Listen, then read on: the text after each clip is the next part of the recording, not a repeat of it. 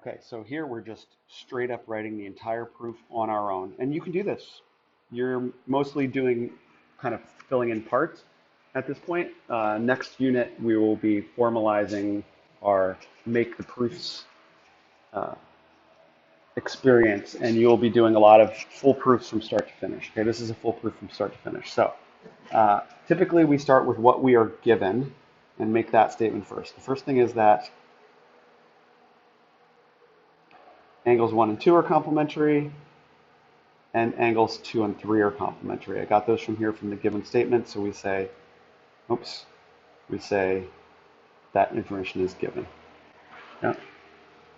Okay, now where can we go from there? We're trying to prove that angle 1 is congruent to angle 3.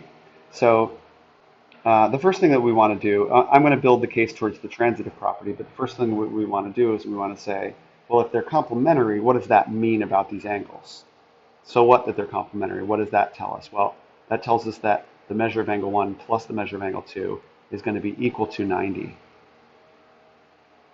Right? And the same thing for this one, since we're using, oops, sorry about that. Since we're using the same justification here, we can say it about both of these separately. We can say measure of angle 1 plus the measure of angle 2 is 90, and the measure of angle 2 plus the measure of angle 3 is 90.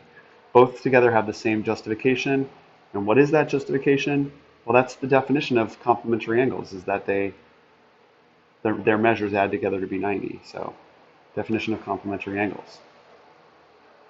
Okay, what's next? Well, notice that they're both equal to 90. Guess what we're going to be able to do? If they're both equal to 90, this sum and this sum is both equal to 90, then remember, if two things are equal to the same thing, they're equal to each other. So the measure of angle 1 plus the measure of angle 2 is equal to the measure of angle 2 plus the measure of angle 3.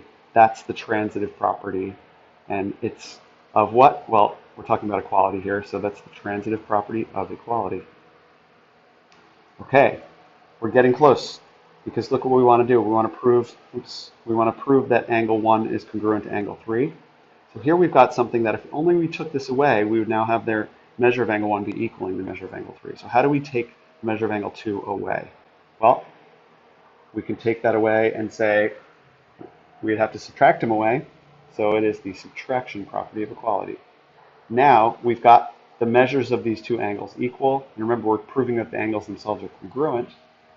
Their measures are equal. So what can we say? Well, if we can say if their measures are equal, then the angles themselves are congruent, because that is the definition of congruence. That's it. And by the way, these proofs always, the very last line, the last statement that you make is always what you're trying to prove.